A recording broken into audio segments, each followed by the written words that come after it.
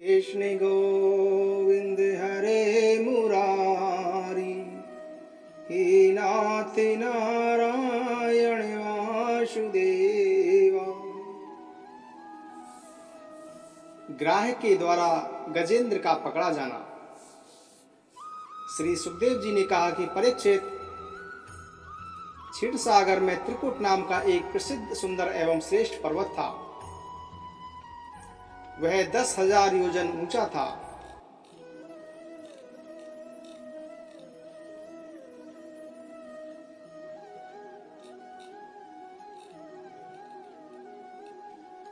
उस पर्वत के घोर जंगल में बहुत सी हथनियों के साथ एक गजेंद्र निवास करता था।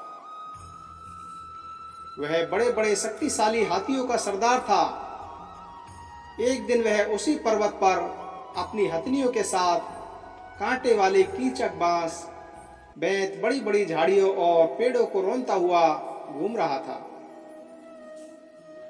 उसकी गंध मात्र से सिंह, हाथी, बाघ, गैंडे आदि हिंसक जंतु, नाग तथा काले गोरे शरभ और चमड़ी गाय सभी डरकर भाग जाया करते थे। और उसकी कृपा से भेड़िए, सुअर, भैंसे, लंगूर, कुत्ते, बंदर, हिरन और खरगोश आदि जीव सब कहीं निर्भय विचरते रहते थे। उसके पीछे पीछे हाथियों के छोटे छोटे बच्चे दौड़ रहे थे। बड़े बड़े हाथी और हथनियां भी उसके घेरे हुए चल रही थी। उसकी धमक से पहाड़ एक बार की कांप रहा था। उसके गंडे स्थल से लटकते हुए मद का पान करने के लिए 7-7 भौरे उड़ते जा रहे थे। मद के कारण उसके नेत्र विहीन हो रहे थे।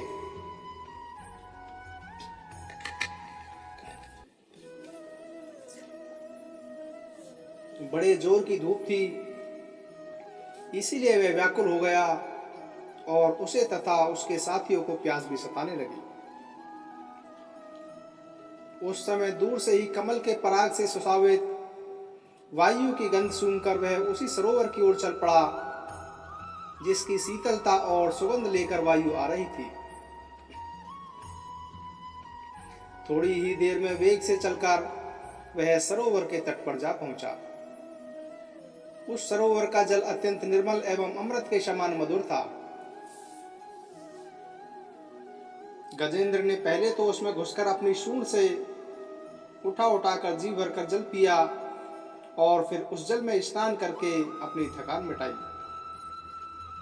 गजेंद्र गृहस्थ पुरुषों की भांति मोहग्रस्त होकर अपनी सूंड से जल की फुहारें छोड़ छोड़कर साथ की हथनियों और बच्चों को नहलाने लगा तथा उनके मुंह में सूंड डालकर जल पिलाने लगा। भगवान की माया से मोहित हुआ गजेंद्र उन्मुख हो रहा था। उस बेचारे को इस बात का भी पता नहीं था कि मेरे सिर पर बहुत बड़ी विपत्ति मंडरा रही है। परीक्षित, गजेंद्र जिस समय इतना उन्मित हो रहा था, उसी समय प्रारब्ध की प्रेरणा से एक बलवान ग्राह ने क्रोध में भरकर उसका पैर पकड़ लिया। इस प्रकार अकस्मात विपत्ति में पड़कर उस बलवान गजेंद्र ने अपनी शक्ति के अनुसार अपने को छुड़ाने की बड़ी चेष्टा की, परंतु छुड़ा नहीं सका। दूसरे हाथी, हथनियों और उनके बच्चों ने देखा कि उनके स्वामी को बलवान ग्राह ने पकड़ लिया है और वह उसको पानी में खींच रहा है। वे बहुत घबरा गए, उन्हें बड़ा दुख हुआ। वे बड़ी विकलता से चिंगाड़ने लगे। बहुतों ने उसे सहायता पहुंचाकर जल से बाहर निकाल लेना चाहा, परंतु वे सभी इसमें असमर्थ रहे। गजेंद्र और ग्राह अपनी अपनी पूरी शक्ति लगाकर भिड़े हुए थे। कभी गजेंद्र ग्राह को बाहर खींचता तो कभी ग्राह गजेंद्र को भीतर खींच ले जाता। परीक्षित, इस प्रकार उनको लड़ते लड़ते 1000 वर्ष बीत गए और दोनों ही इस प्रकार लड़ते रहे। यह घटना देखकर देवता भी आश्चर्यचकित हो गए। अंत में बहुत दिनों तक बार बार जल में खींचे जाने से गजेंद्र का शरीर शिथिल पड़ गया। न तो उसके शरीर में बल ही रह गया और न मन में उत्साह। शक्ति भी क्षीण हो गई। इधर ग्राह्य तो जलचर ही ठहरा, इसीलिए उसकी शक्ति चिड़ होने के स्थान पर बढ़ गई। वह बड़े उत्साह से और भी बल लगाकर गजेंद्र को खींचने लगा। इस प्रकार देह अभिमानी गजेंद्र अकस्मात प्राण संकट में पड़ गया और अपने को छुड़ाने में सर्वथा असमर्थ हो गया। बहुत देर तक उसने अपने छुटकारे के उपाय पर विचार किया। अंत में वह इस निश्चय पर पहुंचा कि यह ग्राह्य विधाता की फांसी ही है। इसमें फंसकर मैं आतुर हो रहा हूं। जब मुझे मेरे बराबर के हाथी भी इस विपत्ति से न उबार सके, तब ये बेचारी हथनियां तो छुड़ा ही कैसे सकती है। इसीलिए अब मैं संपूर्ण विश्व के एकमात्र आश्रय भगवान की ही शरण लेता हूं।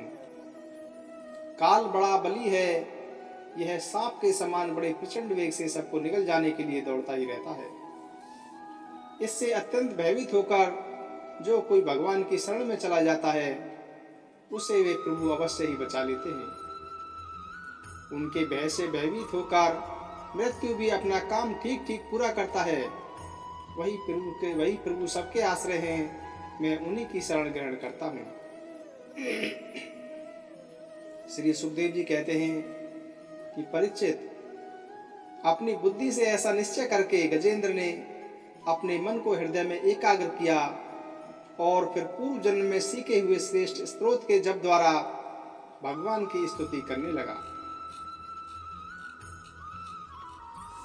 श्री सुखदेव जी कहते हैं कि परीक्षित, गजेंद्र ने बिना किसी भेदभाव के भगवान की स्तुति की थी। इसलिए भिन्न भिन्न नाम और रूप को अपना स्वरूप मानने वाले ब्रह्मा आदि देवता उसकी रक्षा करने के लिए नहीं आए। गजेंद्र ने बिना किसी भेदभाव के निर्विशेष रूप से भगवान की स्तुति की थी। इसीलिए भिन्न भिन्न नाम और रूप को अपना स्वरूप मानने वाले ब्रह्मा आदि देवता उसकी रक्षा करने के लिए नहीं आए। उस समय सर्वात्मा होने के कारण सर्वदेव स्वरूप स्वयं भगवान श्री हरि प्रकट हो गए। विश्व के एकमात्र आधार भगवान ने देखा कि गजेंद्र अत्यंत पीड़ित हो रहा है, अतः उसकी स्तुति सुनकर वेद में गरुड़ पर सवार हो चक्रधारी भगवान बड़ी शीघ्रता से वहां के लिए चल दिए, जहां गजेंद्र अत्यंत संकट में पड़ा हुआ था। उनके साथ स्तुति करते हुए देवता भी आए। सरोवर के भीतर बलवान ग्राह्य ने गजेंद्र को पकड़ रखा था और वह अत्यंत व्याकुल हो रहा था। जब उसने देखा कि आकाश में गरुड़ पर सवार होकर हाथ में चक्र लिए भगवान श्री हरि आ रहे हैं, तब अपनी शूल में कमल का एक सुंदर पुष्प लेकर उसने ऊपर को उठाया और बड़े कष्ट से बोला कि नारायण, जगत गुरु भगवान, आपको नमस्कार है। जब भगवान ने देखा कि गजेंद्र अत्यंत पीड़ित हो रहा है, तब वे एक बार गरुड़ को छोड़कर कूद पड़े और कृपा करके गजेंद्र के साथ ही ग्राह्य को भी बड़ी शीघ्रता से सरोवर से बाहर निकाल लाए। फिर सब देवताओं के सामने ही भगवान श्री हरि ने चक्र से ग्राह्य का मुंह फाड़ डाला और गजेंद्र को छुड़ा लिया।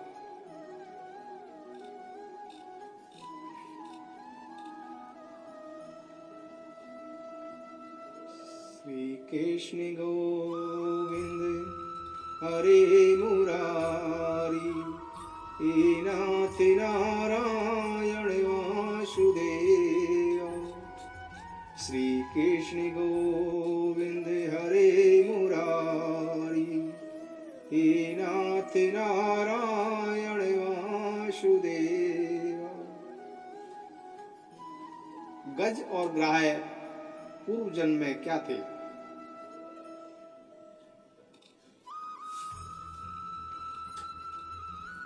परीक्षित, गजेंद्र भी भगवान का स्पर्श प्राप्त होते ही अज्ञान के बंधन से मुक्त हो गया। उसे भगवान का वह स्वरूप प्राप्त हो गया। वह पीतांबरधारी एवं चतुर्भुज बन गया। गजेंद्र पूर्व जन्म में द्रविड़ देश का पांड्य वंशी राजा था। उसका नाम था इंद्रद्युम्न। वह भगवान का एक श्रेष्ठ उपासक एवं अत्यंत यशस्वी था। एक बार राजा इंद्रद्युम्न राजपाट छोड़कर मलय पर्वत पर रहने लगे थे। उन्होंने जटाएं बढ़ा ली, तपस्वी का वेश धारण कर लिया। एक दिन स्नान के बाद पूजा के समय मन को एकाग्र करके एवं मौन व्रती होकर वे सर्वशक्तिमान भगवान की आराधना कर रहे थे। उसी समय देवयोग से परम यशस्वी अगस्त्य मुनि अपनी शिष्य मंडली के साथ वहां आ पहुंचे। उन्होंने देखा कि यह प्रजा पालन और गृहस्थित अतिथि सेवा आदि धर्म का परित्याग करके तपस्वियों की तरह एकांत में चुपचाप बैठकर उपासना कर रहा है। इसीलिए वे राजा इंद्रद्युम्न पर क्रोध हो गए। उनको इंद्रद्युम्न पर गुस्सा आ गया। उन्होंने राजा को यह शाप दिया कि इस राजा ने गुरुजनों से शिक्षा नहीं ग्रहण की है, अभिमानवश परोपकार से निवृत्त होकर मनमानी कर रहा है। ब्राह्मणों का अपमान करने वाला यह हाथी के समान जड़ बुद्धि है, इसीलिए इसे वही घोर अज्ञान में ही हाथी की योनि प्राप्त हो। श्री सुखदेव जी कहते हैं कि परीक्षित, शाप एवं वरदान देने में समर्थ अगस्त्य ऋषि इस प्रकार शाप देकर अपनी शिष्य मंडली के साथ वहां से चले गए। राजर्षि इंद्रद्युम्न ने यह समझकर संतोष किया कि यह मेरा प्रारब्ध ही था। इसके बाद आत्मा की विस्मृति करा देने वाली हाथी की योनि उनको प्राप्त हुई। परंतु भगवान की आराधना का ऐसा प्रभाव था कि हाथी होने पर भी उन्हें भगवान की स्मृति हो गई थी। भगवान श्री हरि ने इस प्रकार गजेंद्र का उद्धार करके उसे अपना पार्षद बना लिया। गंधर्व सिद्ध देवता उनकी इस लीला का गान करने लगे और वे पार्षद रूप गजेंद्र को साथ ले गरुड़ पर सवार होकर अपने अलौकिक धाम को चले गए। श्री कृष्ण गोविंद हरे मुरारी, हे नाथ नारायण वासुदेवा। जय श्री कृष्ण, जय श्री कृष्ण।